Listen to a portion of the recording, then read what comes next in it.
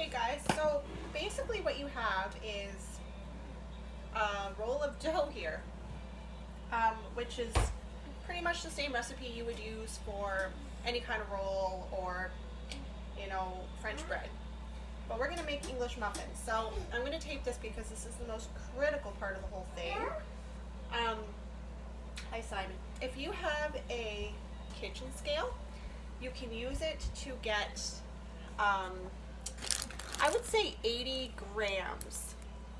So each round you make, try to get it to be about 80 grams. Now I don't do that, I just kind of eyeball it. But if you're new at making them, I would strongly encourage it just because, it has a better outcome in the end, and they're all uniform in size and they cook at the same time. So what you're going to do is say you got your 80 gram round of dough. You can have a little bit of flour down on your surface. If your dough is still a little sticky, it's okay. So knead it out a little bit.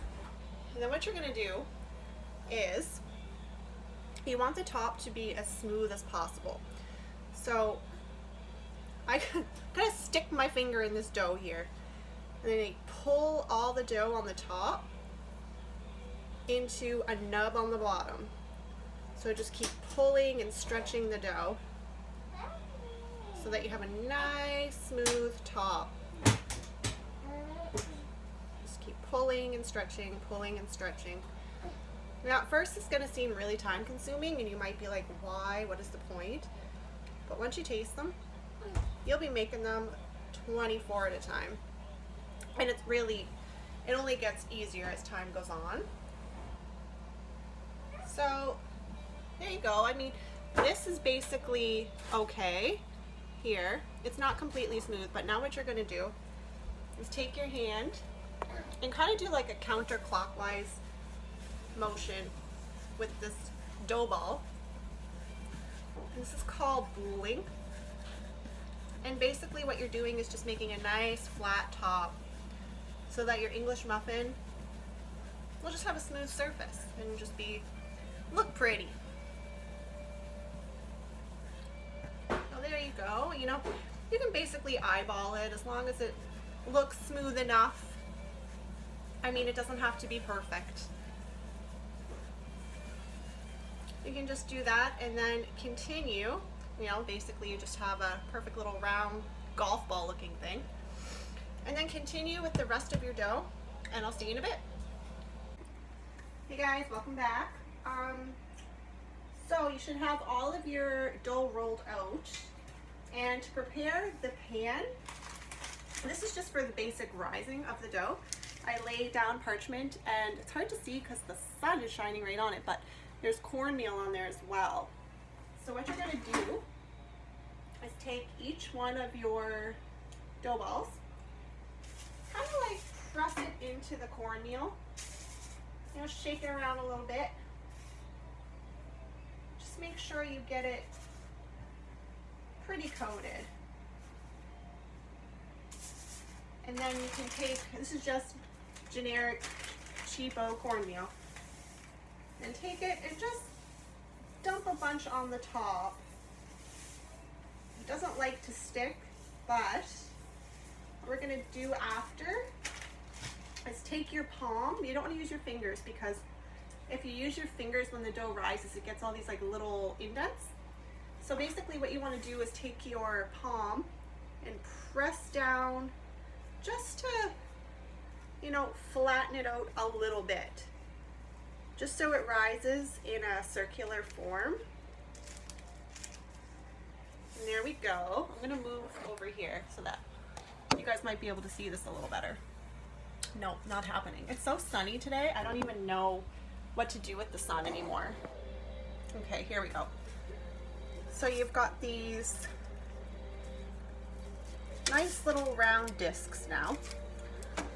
Now, you can either put them in a 100-degree oven to let them proof or to rise a little bit, or you can wrap them in cellophane and just leave them on your counter. Do whatever you do in your pastime. I like hugging toddlers, that's what I'm gonna do while they rise. And I'll be back with you in about an hour. Hey guys, welcome back. This is basically what I am going to be cooking up now.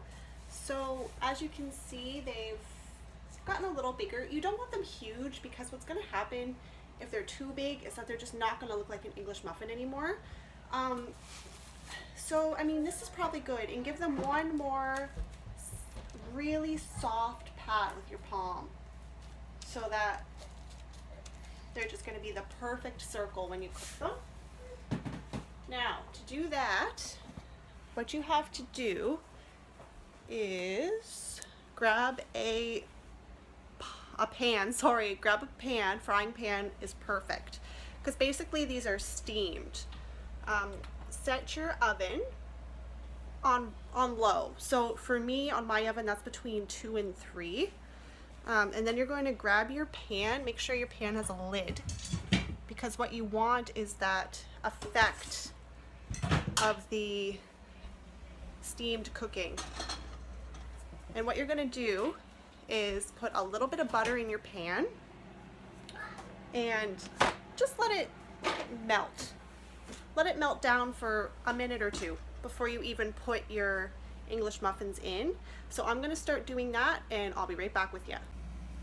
Okay guys, so basically what I've done here is I've melted down some butter in a pan on low. So for my oven, that's between 2 and 3. It might differ from my oven to your oven. My oven is from the Stone Age. And what you're going to do is you're going to place your English muffins in the pan, like so. You can do 4 in a pan if it's a relatively big. If you have a smaller pan, I would do 2. Now you're going to cook these for 12 minutes on one side. Cover them and cook them for 12 minutes. And then when your timer goes off for the 12-minute mark, flip them and cook them for another 6 minutes. And when they're finished, you should have a nice warm English muffin. Go. So after you cook your English muffins for 12 minutes, split for 6, you should come out with something that resembles this. Hopefully, they don't all have to be uniform in size. It just really depends on how you cook them, and temperatures always fluctuate. But when you cut into it, you should have a nice, flaky, warm English muffin that you can share with your friends and family from now until forever now, because you guys are going to make these all the time once you taste them. So thanks for hanging out with me today, and I'll be back with you again once I figure out what the next recipe is going to be.